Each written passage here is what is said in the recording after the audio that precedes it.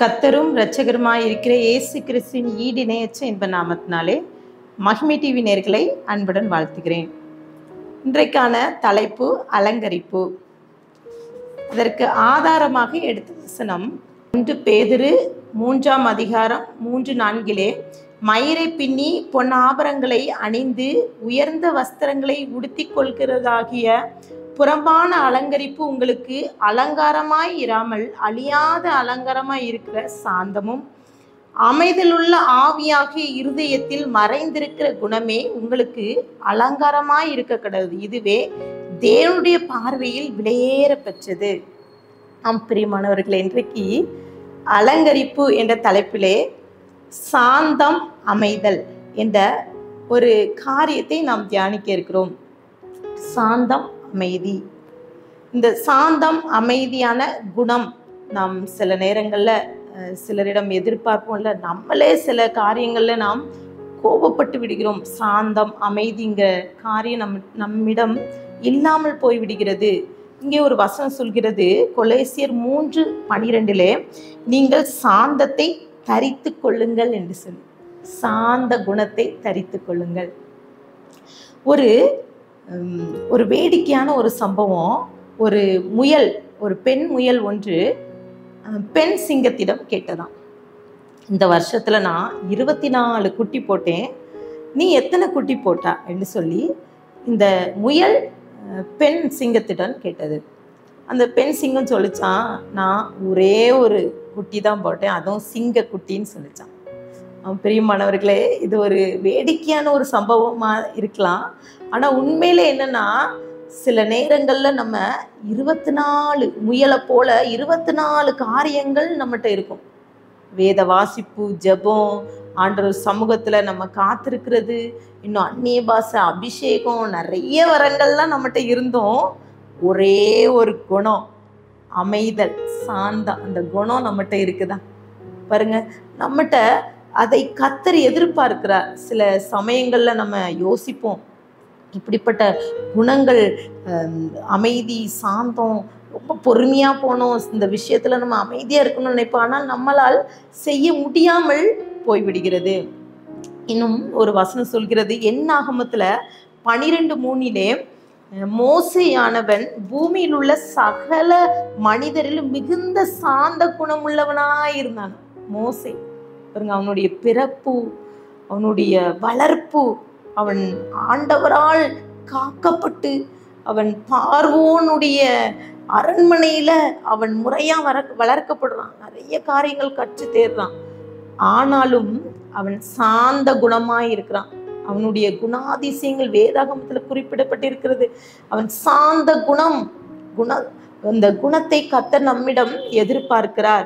1 பேதுரு 3:4 நாம் வாசிக்க கேட்ட அந்த பகுதியிலே இருதயத்தில் மறைந்திருக்கிற குணமே அங்கே குறிப்பிடப்பட்டிருக்கிறது. 4 பாருங்க, அழியாத அலங்கரிப்பாய் இருக்கிற சாந்தமும் அமைதலுள்ள ஆவியாகிய இருதயத்தில் மறைந்திருக்கிற குணமே உங்களுக்கு அலங்காரமாய் இருக்க கடவுது. அதுவே தேவனுடைய பார்வையில் விலையேற பெற்றது. அப்போ இருதயத்தில் மறைந்திருக்கிற குணம் இந்த சாந்தம் அமைதி. இந்த சாந்தம் அமைதியை குறித்து நம்ம இன்னும் வேதாகமத்துல யோசித்து பார்த்தீங்கன்னா, அபிகாயிலை குறித்து அங்கே குறிப்பிடப்பட்டிருக்குது. 1 சாமுவேல்ல நீங்க வாசித்து பார்த்தீங்கன்னா 25ஆம் அதிகாரத்துல அங்கு குறிப்பிடப்பட்டிருக்கிறது. இந்த அபிகாயிலுடைய குடும்பம், அங்கே நடக்கிற சூழ்நிலைகள் எல்லாம் அங்க தெளிவாக குறிப்பிடப்பட்டிருக்கிறது. அங்கே 3ஆம் வசனம் வாசிக்கிறேன், இந்த மனுஷனுக்கு நாபால் என்னும் அவன் மனைவிக்கு அபிகாயில் என்னும் பெயர். அந்த ஸ்திரீ மகா புத்திசாலியும் ரூபவதியுமாய் இருந்தாள். அந்த புருஷனோ முரடனும் துரோகிரதுமாய் இருந்தான். அவன் காலேப்புடைய சந்ததியான் என்று சொல்லி அங்கு குறிப்பிடப்பட்டிருக்குது. பாருங்க, அந்த ஒரு மனுஷன் இருக்கிறான், அவனுடைய பெயர் நாபால், அவனுடைய மனைவி அபிகாயில். இந்த அபிகாயிலை குறித்து நீங்க பார்த்தீங்கன்னா, மகாரூபவதி, உலகத்திலே இப்படி ஒரு அழகை எங்கேயும் பார்த்திருக்க முடியாத அளவுக்கு ஒரு அழகு நிறைந்த ஒரு பெண்ணாக இருக்கிறாள். அவளுடைய செயல்பாடுகள், அவளுடைய சிந்தனை பார்த்தீங்கன்னா அதிலே குறிப்பிடப்பட்டிருக்க ஒரு புத்திசாலி பாருங்க. ஆனால் அந்த மனுஷன் எப்படி இருந்தானா, துரோகிருதனா இருந்தானா. முட்டாள், முரடனா இருக்கிறான். அப்போ அபிகாயிலுடைய கணவன், அவளுடைய மனைவி, இவங்க ரெண்டு பேத்துக்கும் இடையே ஒரு பொருத்தமில்லாத ஒரு திருமணம் என்று சொல்லலாம். அந்த ரெண்டு பேர்த்துக்கும் இடையே இருக்கிற ஒரு குணநலங்கள்லே வித்தியாசம் இருக்குது. இப்போ அபிகாயிலுக்கும் நாபாலுக்கும் இடையே இருக்கிற குணத்தை வைத்து பார்க்கும்போது இந்த அபிகாயிலை பார்த்து சொல்லலாம், ஒருவேளை நாபால் அவனுக்கு ஏற்ற துணை இல்லை என்று சொல்லலாம். அந்த அளவுக்கு இந்த நாபால் ஒரு கணவருக்குரிய குணத்தை இல்லாதபடி அவன் வாழ்கிறான். அவனுக்கு பாருங்க, பணம் கொட்டி கிடக்குது, அவன் ஐஸ்வர்யவானா இருக்கிறான், அவனுக்கு 3000 ஆடுகள் 1000 வெள்ளாடுகள் இருக்குது. அவனுடைய பணம் பலத்தோடு அவன் பெருமையோடு இருக்கிறான். அவனுடைய செயல்களெல்லாம் பார்த்தோன்னா அவனை பார்க்குறவங்க பயப்படணும். அப்படி அவன் குட்டி வெறியில அப்படி உலக மனிதனுக்கு ஒத்து உலக காரியத்துல அவன் செல்வத்துல நிறைஞ்சு இருக்கான். ஒருவேளை அபிகாயிலை குறித்து நம்ம பார்க்கணும், ஒருவேளை அவனுக்கு அபிகாயிலுடைய பெற்றோர்கள் அந்த நாபாலுடைய பணத்தை வைத்து தான் அந்த அபிகாயிலை திருமணம் செய்து கொடுத்துருக்கலாம். மேபி சில நேரங்களில் நம்ம சொல்லுவோம்ல, தெரியாதனமா அந்த குடும்பத்துல நாங்க பொண்ணு எடுத்துட்டோம், தெரியாதனமா அந்த பையனை நாங்கள் என் பிள்ளைக்கு எடுத்துட்டோன்னு சொல்லி நிறைய குடும்பங்களில் சொல்வது உண்டு. பாருங்க, திருமணம் ஒழுங்கு பண்ணும்போது ஆகோ ஓகோண்டு அவ்வளோ வரவேற்புடும் அந்த கல்யாணம் நடக்கும். ஆனால் பார்த்தீங்கன்னா அந்த கொஞ்சம் காலகட்டம், ஒரே மாதம்தான் ஆகும். பாருங்கள், அந்த குடும்பத்தின் பிள்ளைகளை பார்த்தீங்கன்னா அவங்க சொல்லுவாங்க, தெரியாமல் அந்த குடும்பத்தை நாங்கள் விழுந்துட்டோம்னு சொல்லுவாங்க. அதே போல தான் அபிகாயில் நாபாலுடைய திருமணமும் அதே போல தான். தெரியாமல் இந்த திருமணம் நடந்தது போல அவளுடைய குணாதிசயங்களே அவங்க 2 பேருக்கும் ஒரு பொருத்தமற்ற ஒரு துணை என்று சொல்லலாம்.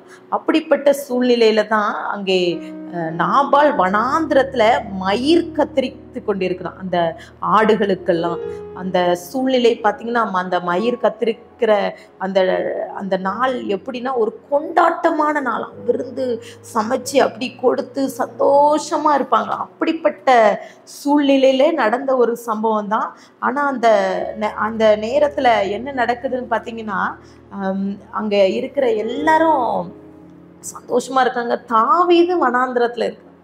தாவீது தன்னுடைய கூட இருக்கிற அத்தனை விசுவாச நண்பர்களோடு 600 பேர் அங்க வனாந்திரத்துல இருக்காங்க. அங்க அவருக்கு சாப்பிடுவதற்கு எந்த ஒரு வசதியும் இல்லாததுனால அங்கே நாபாலுடைய உதவியை நாடி செல்கிறார். அப்போ நாபால் அங்கே வனாந்திரத்துல மயிர் கத்தித்து கொண்டிருக்கிறான்.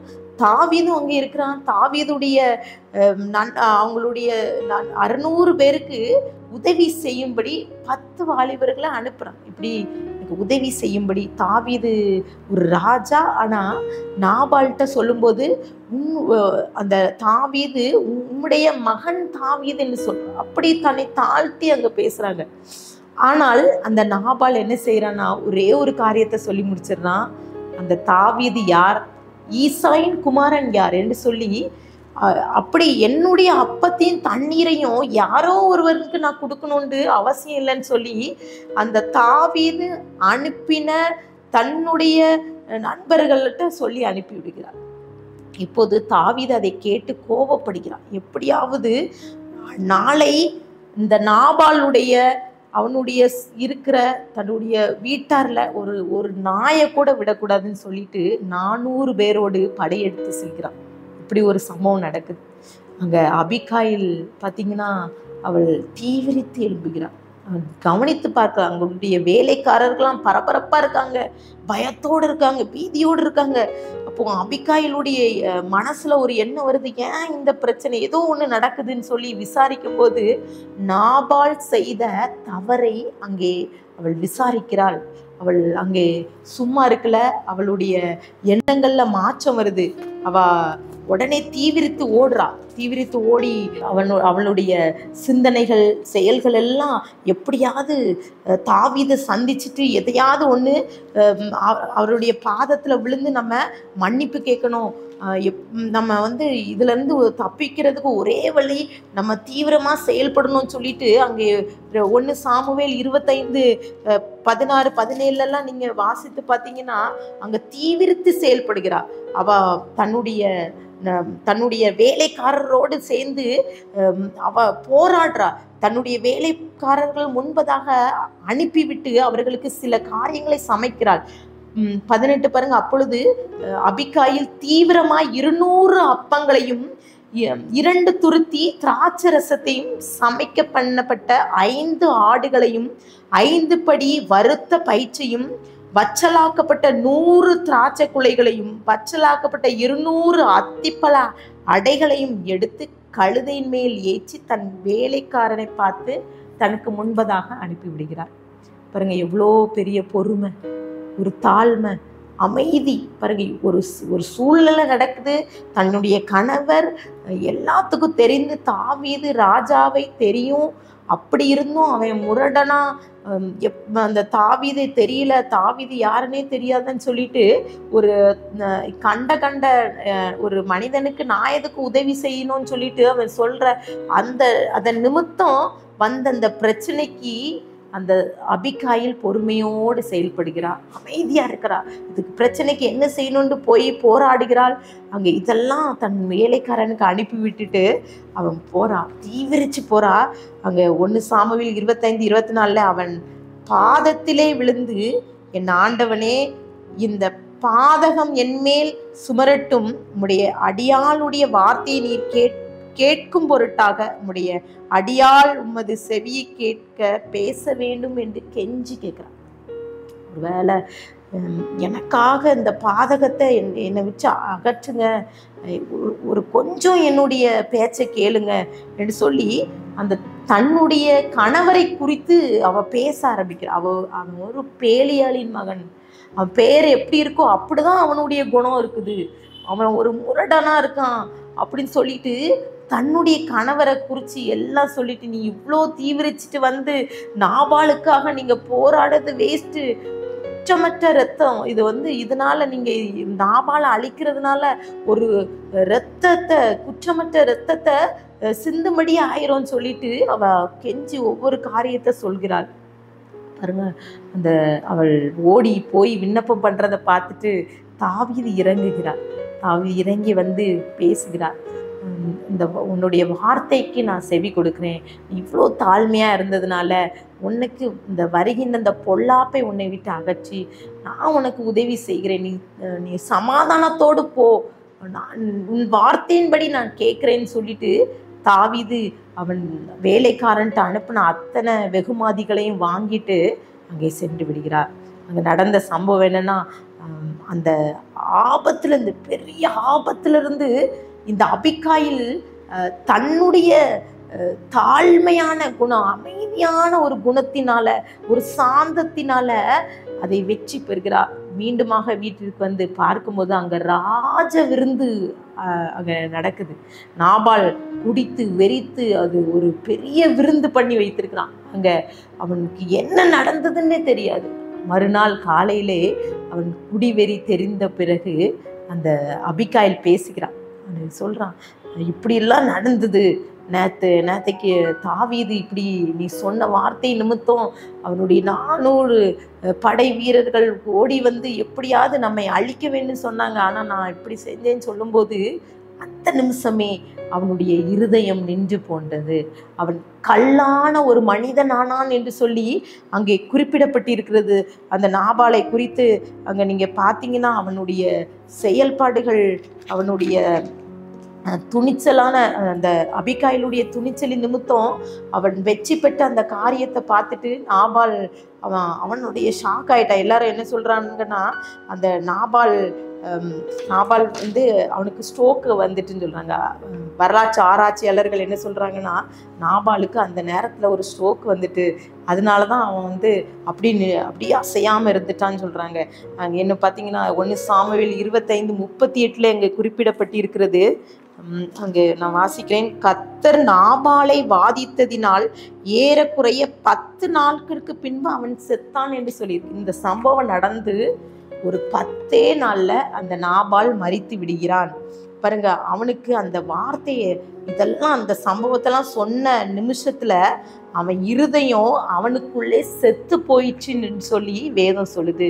பாருங்க எவ்வளோ பெரிய காரியம் பாருங்க. அந்த நாபாலுக்கு இருக்கிற பெருமை, அவன் என்னன்னா, நான் பணம் பலம் மிக்கவன், 3000 ஆடு என்னும் 1000 வெள்ளாடு வச்சுட்டு அவன் அவன் என்ன நினைக்கிறான்னா, என்னுடைய பணத்துக்கு ஈக்குவலா யாருமே கிடையாது. அப்படி ஒரு பெருமை பிடித்தவனாக தன்னுடைய சுயநலவாதியாக இருக்கிறான்.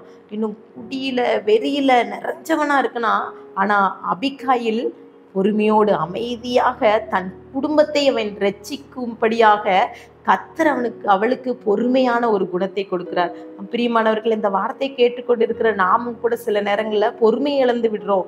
சில சூழ்நிலைகளில் இப்போ சொல்கிறோம்ல, இப்படி என்னுடைய கணவர் குடிச்சிட்டு இப்படி காரியங்களை செய்கிறாங்க, பிள்ளைகளை போட்டு அடிக்கிறாங்க, இல்லை எனக்கு இந்த ஒரு பொருத்தம் மற்ற ஒரு குடும்பத்தில் நான் வந்துட்டேன், தெரியாதனமா அந்த திருமணத்தை செஞ்சுட்டேன்னு சொல்லிட்டு கூட சில நேரங்களில் சிலர் அவர் தன்னுடைய நம்ம பொறுமையை இழந்து போய் சமாதானத்தை இழந்து போய் நம்ம இருக்கிறோம். சிலருடைய குடும்ப வாழ்க்கையில பார்த்தீங்கன்னா, யார் இந்த திருமணம், எதற்காக இந்த போராட்டம் அப்படின்னு சொல்லிட்டு புலம்பிக்கொண்டே அநேக பெண்களை நான் பார்க்கிறேன். தெரியும், ஒரு ஒரு சகோதரி சொல்லிக்கொண்டாங்க, என் கணவர் வெளிநாட்டில் இருக்கிறார், ஆனால் பாருங்க நாங்கள் ஒத்தையிலே இந்த பிள்ளைகளை நான் பார்க்கிறேன், பாருங்க அவர் இதை வருஷத்துக்கு ஒரு வாட்டி தான் வருவாங்க, ஆனால் நான் தெரியாமல் இந்த திருமணத்தை நான் செஞ்சிட்டேனோ, ஒருவேளை எனக்கு நான் ஒருவேளை நான் வேற ஏதாவது திருமணம் செஞ்சுருந்தேன்னா நான் சந்தோஷமாக இருந்திருப்பேனேன்னு சொல்லி ஒரு சகோதரி சொன்ன. பாருங்க பிரியமானவர்களே, ஒருவேளை நம்மளும் கூட சில நேரம் பொறுமையை இழந்துட்டோம், சாந்த குணம் நம்மகிட்ட இல்லை. வசனம் சொல்கிறது, நம்மளுடைய வாழ்க்கையில் நம்ம அந்த சாந்த குணத்தை தரித்து கொள்ளணும்னு சொல்லி அங்கே ஒரு வசனம் நான் வாசிக்க கேட்ட அந்த பகுதியிலே நம்ம 1 பேதுரு 3:4 அங்கே சாந்தமும் அமைதலுள்ள ஆவியாகிய இருதயத்தில் மறைந்திருக்கிற குணமே உங்களுக்கு அலங்காரமாயிருக்க கடவுள். ஒருவேளை நம்ம நிறைய காரியங்களில் பெண்கள் அலங்கரிக்கிறோம், நிறைய காரியங்கள் அலங்கரித்து கொண்டிருக்கிறோம், ஆனால் கர்த்தர் விரும்புகிற ஒரு அலங்காரம் இந்த சாந்தம், அமைதி. இந்த சாந்த அமைதி நம்மிடம் இருக்கிறதா என்று சொல்லி கர்த்தர் எதிர்பார்க்கிற அந்த அபிகாயில் தன்னுடைய கணவர் எப்படிப்பட்ட சூழ்நிலையில் இருந்தாலும் சரி, அவர் முரடனாக இருந்தாலும் சரி, அவர் இப்படிப்பட்ட செயல்களில் இருக்கிறான்னு சொன்ன கவலையே படாதபடி தன் கணவருக்கு அவள் பொறுமையோடு இருக்கா, தன் கணவருக்கு உண்மையாக இருக்கிறா. இன்னும் சொல்ல போனோன்னா அவள் தன்னை குடும்பத்தை ரட்சிக்கும்படியாக தன்னை அர்ப்பணிக்கிறாள். ஒருவேளை அவள் அன்னைக்கு தீவிரமாக செயல்படாமல், சரி இவர் இப்படி தான், அவர் என் கணவர் இப்படி தான் திட்டுவாருன்னு சொல்லிட்டு அவள் உட்கார்ந்துருந்தனா அவள் குடும்பமே அழிந்து போயிருந்திருக்கும். ஆனால் அவள் தன் குடும்பத்தை ரட்சிக்கும்படியாக அவள் விரைந்து ஓடுகிறாள். எல்லா காரியங்களையும் அவள் பொறுப்பெடுத்து, குடும்ப பொறுப்புகள் எல்லா காரியத்திலையும் அவன் தீவிரித்து செயல்படுகிறத நம்ம பார்க்கிறோம். இன்னும் நம்ம வாழ்க்கையில ஆண்டவர் எதிர்பார்க்கிற காரியம் பொறுமை, மனத்தாழ்மையை கர்த்தர் எதிர்பார்க்கிறார், சாந்த குணத்தை கர்த்தர் எதிர்பார்க்கிற, அமைதலான ஆவியை கர்த்தர் எதிர்பார்க்கிற. சில நேரங்கள்ல நம்ம யோசித்து பார்ப்போம்னா, நம்ம சின்ன சின்ன காரியங்கள்ல கணவன் மனைவிக்கிடையே சில மனஸ்தாபங்கள் வரும்போது நம்ம வெளியே போய் சொல்லி விட்டுறோம். என்னுடைய கணவரை குறித்து மனைவியும், மனைவியை குறித்து கணவனும் ஏதாவது ஒரு காரியத்தை நம்ம என்ன செய்வோம், கோபத்தினாலே பேசி விடுகிறோம். இதனால நமக்கு எந்த ஒரு காரியமும் நடக்க போறது இல்லைன்னு. அந்த கணவர் திருந்த போகிறாரா, இல்லைன்னா உங்கள் மனைவி மாறப்போகிறார்களா? இல்லவே இல்லை. நம்ம ஒரே ஒரு காரியம் செய்யணும், சாந்தம் அமைதல் உள்ள ஆவி எனக்கு தாங்க இசப்பா, அப்படிப்பட்ட கிருபை எனக்கு வேணும் என்று சொல்லி ஆண்டவர்கிட்ட நீங்க கேளுங்க. கர்த்தர் நிச்சயமாக அப்படிப்பட்ட அலங்காரத்தை நமக்கு கொடுப்பார். இன்னும் ஒரு சம்பவத்தை நான் சொல்லிக்கிறேன் பாருங்க. இந்தியாவில் ஒரு ஸ்பெஷலான ஒரு காரியம் என்னன்னா, நம்ம எல்லாத்துக்கும் ஒரு கிஃப்ட் அப்படின்னு சொல்லணும்னா வில்லியம் கேரி தான். பாருங்க, அந்த வில்லியம் கேரி அவர் வந்து கல்கத்தால வந்து இறங்கி அவர் செய்த பணி கொஞ்ச நஞ்ச பணி அல்ல. அப்போ இந்தியாவின் அர்ப்பணிக்காகவே தன்னை அர்ப்பணித்தார். இந்த இந்திய அர்ப்பணியின் தந்தை என்று பெயர் அவருக்கு உண்டு. அவர் செய்த காரியத்துல மிக முக்கியமான பணி என்னன்னா, வேதாகமத்தை மொழிபெயர்ப்பது. அவருடைய முழு மூச்சோடு அவர் செய்கிற காரியம் முழுமையா வேதத்தை மொழிபெயர்க்கு தான் அவரோட வேலை. அப்போ கல்கத்தாவில் அவர் அப்படி அச்சு கூடங்களெல்லாம் நிறுவி அதற்கான பிரயாசப்பட்டுக்க அவருடைய முழு முயற்சியோடு அநேக மொழிகளில் வேதாகம் மொழிபெயர்த்து கொண்டிருக்கும் போது திடீர்னு அவருக்கு ஒரு இடி விழுது. ஏன்னா அவர் செய்த அச்சு கூடத்தில் ஒரு பெரிய தீவு விபத்து ஏற்படுகிறது. அதனால் அதில் அவருடைய எல்லா பொருட்களும் அழிஞ்சு போயிட்டு, அவருடைய பணம் அது கூட இருந்த செலவழித்த பணங்கள், அந்த அச்சு ஆலைகளில் உள்ள இயந்திரங்கள், இன்னும் அவருடைய புதிதாக அச்சு எடுக்கப்பட்ட நிறைய பிரதிகள், இன்னும் நிறைய மொழிபெயர்க்கப்பட்ட நிறைய புத்தகங்கள் எல்லாம் அதோடு போய்விட்டது. பாருங்க, அவரை எல்லாரும் பார்க்குறாங்க, இப்போது வில்லியம் கேரி என்ன செய்ய போகிறார் என்று சொல்லி. ஆனால் அந்த வில்லியம் கேரி என்ன செய்கிறார்னா, அமைதியாக இருக்கிறார். அமைதியாக சாந்தமாக பொறுமையாக அவர் சொல்கிறார், ஒருவேளை நாங்கள் இந்த காரியத்தை அச்சு எடுத்து நிறைய மொழிபெயர்த்திருந்தோன்னா எங்கிட்ட பெருமையின் குணம் வந்திருக்கோன்னு சொல்லிட்டு தான் கர்த்தருடைய செயல்பாடுனால தான் இந்த தீ பற்றி எரிஞ்சது. அதற்கு கர்த்தருக்கு நான் நன்றி செலுத்துறேன் என்று சொல்லிட்டு அவன் சொல்றார், அவருடைய சித்தம் நடக்கும். அவருடைய வழியை ஆராய்ந்து முடியாதது. அவர் நமக்காக தனியான ஒரு வழியை வைத்திருக்கிறார். அதனால நான் இதை கண்டு நான் சோர்ந்து போகலன்னு சொல்றார். இந்த வார்த்தையை கேட்டு அநேகர் உதவி செய்யறாங்க. அவர் புதிதாக அந்த அச்சு கூட வைக்கிறதுக்கான செலவை அநேகர் கொடுக்குறாங்க. மொழிபெயர்க்கிறதுக்காக பணங்களை அநேகர் அள்ளி அள்ளி கொடுக்குறாங்க. பாருங்க, எண்ணி 4 மாதத்துல மீண்டுமாக 7 மொழிகளிலே அவர் மொழியாக்க செய்கிறார். இந்திய வேதாகமத்தை மொழியாக்க செய்கிறார். அங்க பாக்குறவங்க என்ன பார்த்தீங்கன்னா ஆச்சரியப்படுறாங்க. எல்லாமே முடிஞ்சு போச்சு, அழிஞ்சு போச்சு. எல்லாம் அழிஞ்சு போன சூழ்நிலையில இந்த வில்லியம் கேரி அவர் மன தைரியத்தோடு போராடி 7 மொழிகளிலே 4 மாதத்துல மொழிபெயர்ப்பு செய்வோம் என்றால் அது ஈஸியான ஒரு காரியம் இல்லை. பிரியமானவர்களே, பொறுமை. அப்போ வில்லியம் கேரியுடைய வாழ்க்கையில பார்த்தீங்கன்னா அவருடைய மரண தருவாயிலே அவர் படுத்த படுக்கை ஆயிட்டாங்க. அப்போ அவரை பார்க்க அலெக்சாண்டர்னு அவருடைய நண்பர் ஒருத்தர் பார்க்க வர்றார். பார்க்க வரும்போது அவர் பார்த்து புகழ்றாரு. வில்லியம் கேரியை குறித்து அவர் செஞ்ச காரியம், நன்மைகள், கர்த்தர் அவர் மூலமா செய்த கிரியைகள் எல்லாத்தையும் சொல்லி அப்படியே பெருமையை பேசிக்கிட்டே இருக்கிறாரு. அப்போ வில்லியம் கேரி சொல்றாரு, அந்த நண்பரை பார்த்து சொல்றாங்க, நீங்க ஒன்றும் பிரச்சனை இல்லை, நான் இதெல்லாம் செஞ்சேதான், ஆனா என் மரணத்துக்கு போய் என்னையே மட்டும் புகழ்ந்துடாதுங்க, இரட்சகராகிய ஆண்டவரை புகழ்ந்து பேசுன்னு சொல்லும்படி அந்த நண்பரோடு பேசிக்கொண்டா. அதை கேட்ட அந்த நண்பன் அதிர்ந்து போயிட்டாராம். அவ்வளோ பொறுமையாக, அவ்வளோ சாந்த குணம் நிறைந்த அந்த வில்லியம் கேரி கடைசியிலே அவர் மரண தருவாயில் அவர் 41 ஆண்டுகள் அவர் இந்திய தேசத்துல உட்கார்ந்து அநேக காரியங்களை செய்து, அநேக ஊழியத்துல வேதாகமத்தை மொழிபெயர்க்க நிறைய காரியங்களை செய்து இந்த ஊழியத்தை நிறைவேற்றி அவருடைய மரணத்துல அவருடைய கல்லறையிலே ஒரு காரியத்தை எழுதி வைக்கும்படி சொன்னாராம். பாருங்க, அதுல என்ன எழுதியிருக்கப்பட்டது பாருங்க, எதற்கும் உதவாத நிர்பந்தமான அற்ப புழுவாகிய நான் உமது பாச கரத்தில் சாய்கிறேன் என்று அதுல எழுதி வைக்கும்படி அவர் சொல்கிறார். பாருங்க, அற்ப புழு, என்ன எவ்வளோ இந்திய தேசத்தில் வந்து அவர் பாடுபட்டு எல்லா காரியத்தையும் நம்ம இன்னைக்கு வேதத்தை தியானிக்கிறோன்னா அவர் செய்த அவர் எத்தனையோ ஆம், மொழிகளிலே வேதாகமத்தை அவர் மொழிபெயர்த்திருக்கார் பாருங்க.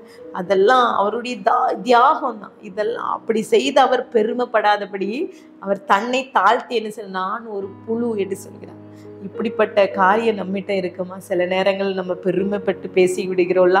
ஐஸ்வர்யம், ஒரு கொஞ்சம் ஐஸ்வர்யம் வந்துட்டா, கொஞ்சம் ஒரு வேலை கிடைத்து விட்டாலும் சரி, ஏதாவது ஒரு காரியம் நடந்துட்டா நம்ம என்ன செய்யறோம்? பெருமைப்பட்டு விடுகிறோம். கர்த்தர் இன்றைக்கு எதிர்பார்க்கிற காரியம், இன்றைக்கு ஆண்டவர் நம்மிடம் எதிர்பார்க்கிற காரியம் என்ன? ஒரே ஒரு காரியம், சாந்தம், அமைதல்.